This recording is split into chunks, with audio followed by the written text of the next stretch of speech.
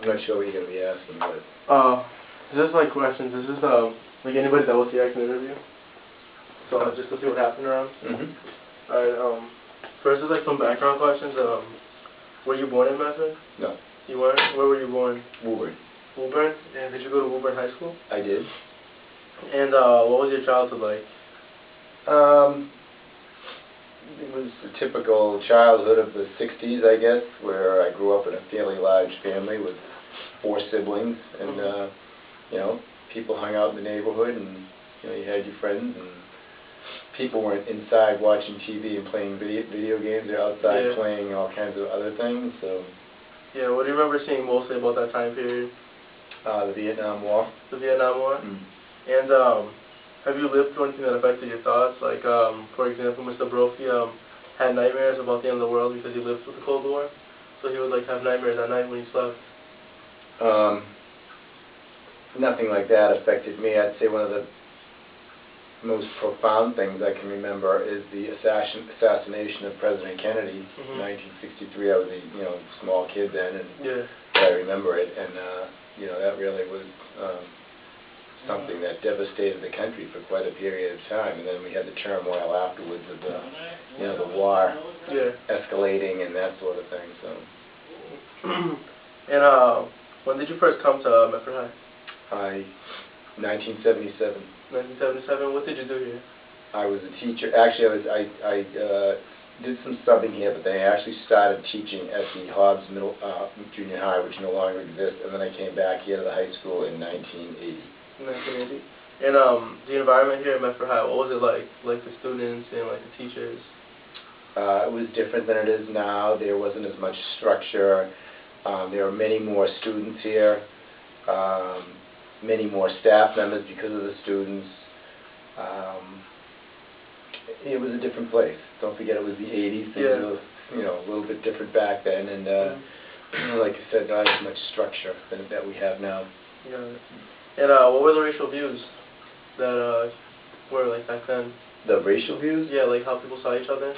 You know, I never really tuned into that much. I mean, we don't have the diversity that we have now, but Medford's always been a diverse community. I think everybody's aware of that. So then, you always had all different ethnicities here, and so I never really saw it as anything that was, out of the ordinary for a community like Medford.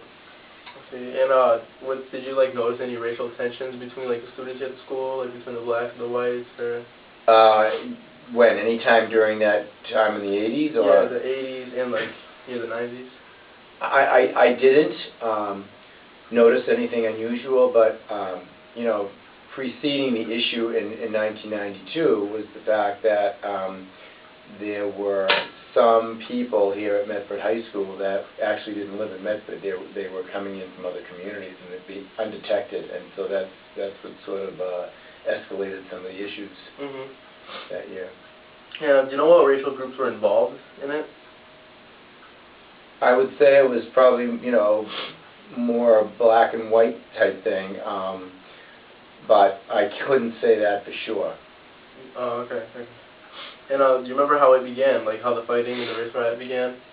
I wouldn't actually call it a riot, and I do have some recollection, although I did, I was over in A building for part of my teaching, and I was aware that there was a problem that day in the school with a couple of groups of kids, and I do know that they had gone in to see the headmaster, Mr. Tadaro, back then. They were also with Mrs. Blackburn, who was head of the multicultural department, ELL and multicultural, and I guess there were some issues, and I'm not really sure what initiated the whole occurrence of that day, but there were issues going on there where some people were not, were not getting along or, happy with each other. Yeah. And before this, did you see any like fights, arguments, or anything between the whites and the blacks? Generally not, no. No? Okay, do you know where this like race riot fight thing began? It I don't know if it began in any particular spot, but there was a lot of interaction between the overpass and heading down towards the headmaster's office. I'm not sure if there was, you know, an altercation between some kids right outside of the headmaster's office. That's my recollection. Okay. And do you remember like some of the injuries that occurred? I know a couple of faculty members were injured trying to break up some of the physical confrontations that students were having with each other. There may have been more. I mean, you know, at a point the police were here and they were, you know, managing the situation. And do you know what the fight was over? Again, there was some tensions between a couple of groups of kids, and it was mostly students that did not belong in Medford, that didn't live here, and were, you know, using someone's address and coming in from another community. I think that's basically what we determined. And so, because of that, we stepped up the process for registration, and people had to document that they lived in Medford with a series of different types of documents just to verify and make sure that, you know, we needed to be exactly sure that people were living here. Yeah. And did you know any of the students that were involved in that? Not personally. Not personally? I did not know them personally, no. And how many students would you say were in this? You know, I really couldn't say. There may have been, you know, at the outset 50 students involved, you know, at different times, not all together, but at different times. Yeah. That might be a high number too. It could have been closer to, you know, 40. I don't recall off the top of my head the number of students. I just know there were a couple of groups that were, you know, sparring. And did like all of this fighting happen in one day, or was it spread out like a series? No. Well, you know, it could have been building over a period of time, but basically it all happened in one day. All happened in one day, and like no one in the faculty knew about this, like what was going on? I think a few people were aware of it, probably some of the counselors, and, you know, like I said, Mrs. Blackburn in the ELL department, and I'm not sure the headmaster was even aware of it. You know, the submasters might have had some, you know, there was a different group of submasters here, then they might have had some background information on it. Okay, okay. And when the police got here, what happened? Did the fight escalate even more, or like was it calm? Because they brought in dogs and everything. They brought in dogs, and they brought in, well, they got the situation under control, but it was pretty serious, and we wanted to make sure that everybody left the building safely. So I think the MBTA buses were brought in a little bit earlier than usual, so that we could, you know, move people along and get people off the campus. Okay. And after this day that this occurred, were there any more altercations like this? There were no more altercations, and there was a whole series of community meetings. I know that week they actually closed the school for a day, and then there was a couple of big meetings in the evening where they opened up the entire 4 gyms, 4 cages, and they had the public come up, and the mayor and the superintendent addressed people about the issues, and they also had people come in from the Attorney General's office to speak about ways to change the atmosphere at the high school and improve the, you know, relationships that the students were having with each other. We had faculty meetings, we had public meetings in the evening to, you know, try to make everybody aware of what the issues were and ways to help improve the atmosphere here. Okay.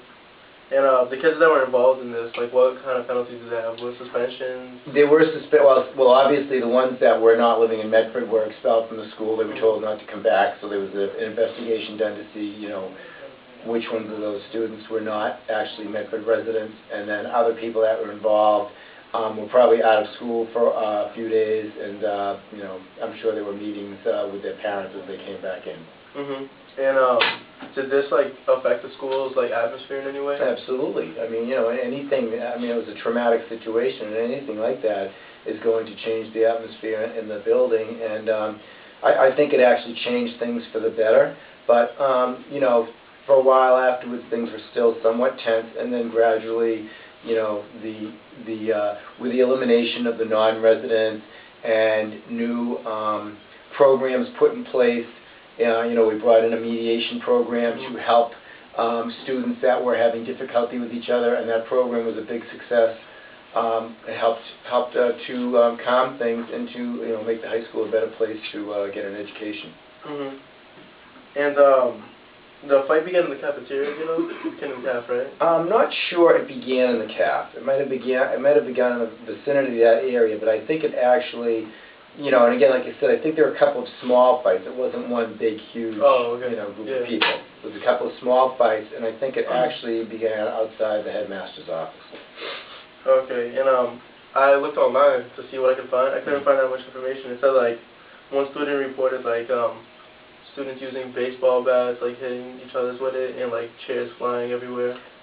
I don't know about the chairs flying, and there might have been somebody using a club or something, but I'm not sure about that. And that was one of the reasons why we eliminated students being allowed to carry book bags around the building and that sort of thing. Oh, okay. And on like a scale of 1 to 10, how bad was this fight? Well, I think any time a school is disrupted and the atmosphere is one that is heavy with turmoil is a problem. So it was pretty serious. It was serious. Yeah. Okay.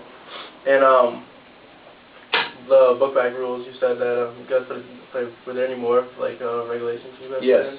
Students used to be able to wear hats here, and we eliminated the hat wearing because we were concerned that some of the insignias on the hats were gang related, and so that sort of thing was stopped, and people needed to have IDs and identify themselves and not wear hoods or hats or anything like that. Was this incident related to any gangs or anything, any groups? Not that I'm aware of. Oh, okay. And the teachers that were involved there, how bad were the teachers hurt? Did the students assault the teacher, or did Well, I just think that trying to quell some of the disturbed. Make your way up here shortly so that I can explain to you where Mary Jo is. Yeah, I need just about 2 minutes. I'll be there. Okay. I guess we got the warning. Your question was what again, Bruno?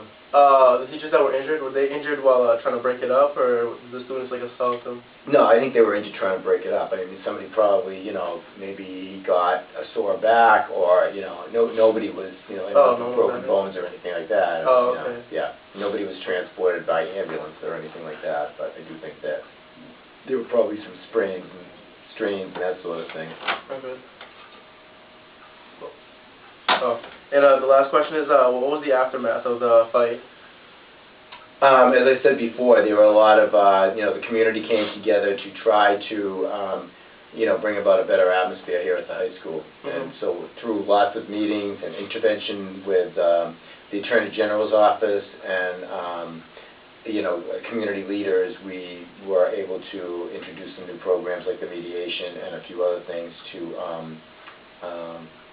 help deal with times when students were having difficulty with each other. Give them ways to work their problems out instead of getting into a situation like we had on that day. Yeah. Okay, that's it. Thanks, Bruno. Oh, cool. Thank you. Hopefully your video's working there, huh? Yeah, hopefully. Is it recording? I don't know. It looks like it is now. Yeah, it is. All right, then. Thanks.